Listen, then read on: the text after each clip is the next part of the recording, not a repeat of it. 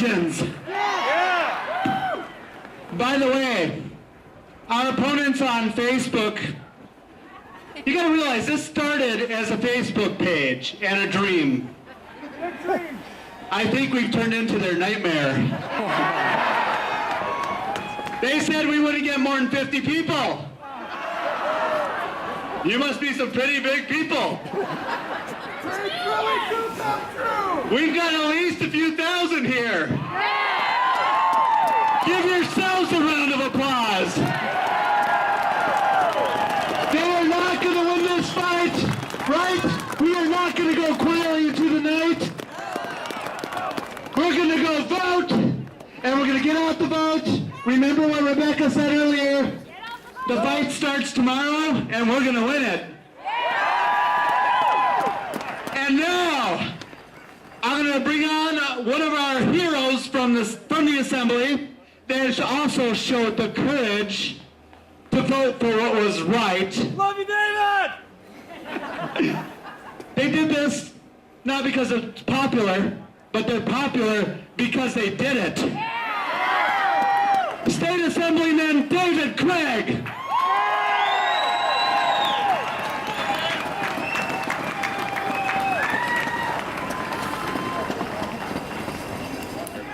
Well, thanks, Ferris. Never thought I'd be following Tommy Thompson at a speech before. I'm a little concerned he doesn't have the energy required for the race, though. Thank you, Governor. I'm one of the rabble-rousing 27 new freshmen in the freshman class in the Assembly. Love you, Dave. I just want to start out by introducing a few of the other rabble-rousers. Paul Farrow, Mike Kuglich, and Michelle Litchens, who came from up north down here to support the governor. It's been a busy year in Madison, in case you haven't heard.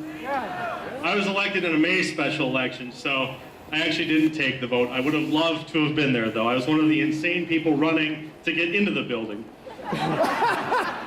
So I missed the fun that my colleagues had, but as I ran for office, I had the privilege of watching the men and women in our legislature face the leftist mob and do exactly what they promised on the campaign trail just months before.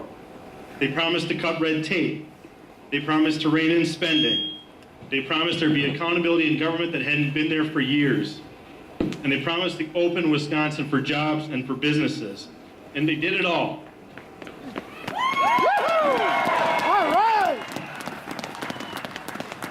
And in the summer, I had the honor of voting with them to balance the budget for the first time in decades.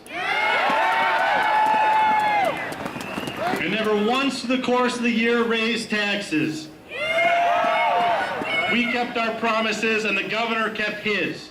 And while the leftists in Madison and over there have been beside themselves over the changes to collective bargaining, boo. One man kept his steady hand on the tiller of state government, leading us through a national recession brought on by irresponsible policies in Washington, D.C. and our prior state government, our governor, Scott Walker.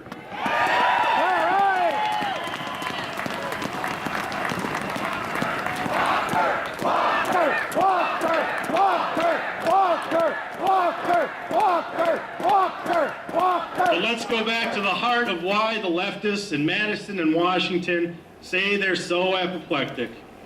Collective bargaining, quote unquote, for public employees.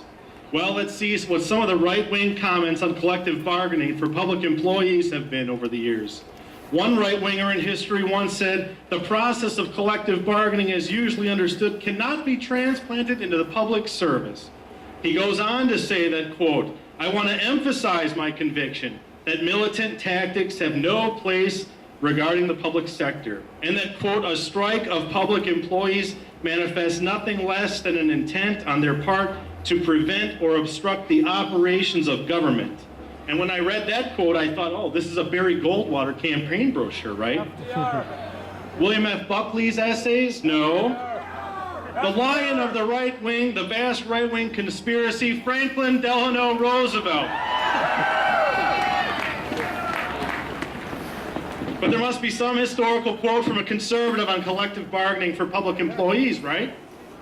Then I found this one that said government unions, quote, can mean considerable loss of control over the budget and hence over tax rates. That one was from Ronald Reagan, right? No. That came from right here in Milwaukee from our former avowed socialist mayor, Frank Seidler. Can our comrades on the left be honest? This recall election isn't about workers' rights. It's about taxpayers paying for the political operations of the left in Madison and Washington. Over the last months, we've seen municipalities saving millions upon millions of dollars while avoiding massive layoffs and ensuring their employees don't have dramatic cuts to benefits and salary. This isn't a radical idea. This is common sense and fair budgeting for both workers and taxpayers. And over the past months, we've learned about school districts that have learned over the years have overpaid millions of dollars to a single insurer because of unfair collective bargaining agreements. My friends, this isn't collective bargaining, it's collusive bargaining. And because of Scott Walker, that morally corrupt and bankrupt practice has finally been ended. And what did Scott Walker do in the face of intimidation himself, his acquaintances, his wife, and his kids? He did what he's done for years of public service. He stood proudly by the taxpayers of Wisconsin. He stood with you. He stood with me. He stood with my wife and my kids. And he helped ensure my kids will see a Wisconsin like the one I grew up in, a place where the American dream isn't stifled by state government. In a state where my kids aren't going to be paying for the reckless spending of generations before them. We know where Scott stands, and he now faces a challenge that jeopardizes all he's done for Wisconsin families. We know where we stand. We stand with Scott, but now we need to run with Scott, and we need to make sure that our friends and neighbors and co-workers are running with Scott as well. The consequences of this fight are too severe if we do not win. We did something special here in the state of Wisconsin last year. We turned a blue state with big government liberals like Diamond Jim Doyle, Feingold, Obie, and Kagan into a red state that elected reformers like Walker, Johnson, Ribble, and Duffy.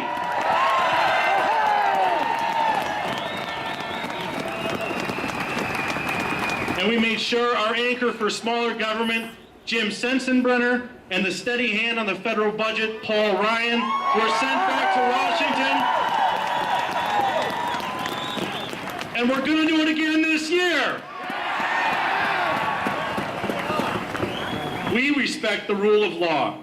When elections don't go our way, we don't pout. We don't pick up our marbles and go home. We don't ask for redos that cost our neighbors tens of millions of dollars. We respect the electoral process and the rule of law, and we continue to do our job. But the extremists on the left do pout. They do pick up their marbles, and they do run to Illinois. And if you read the papers about Illinois, it's clear that they left their tired big government policies there as well.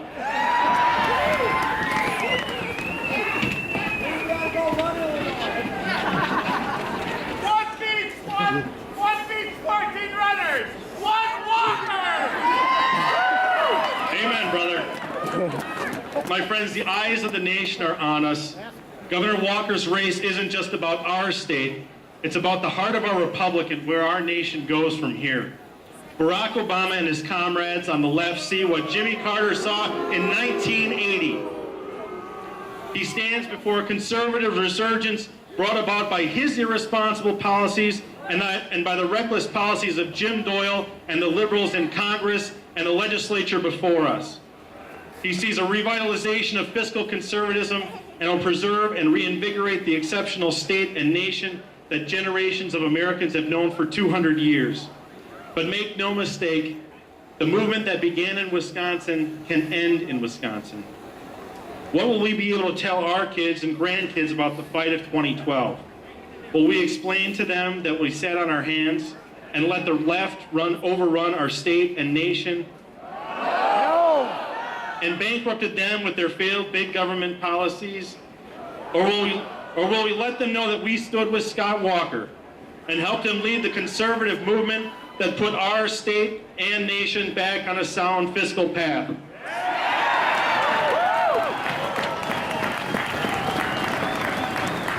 We are making history here in Wisconsin, my friends, and we will see this summer and this November, when the vuvuzelas have finally silenced and the occupiers finally get a bath, that the righteous solidarity that unites us will have won this fight. God bless our great state. Thank you.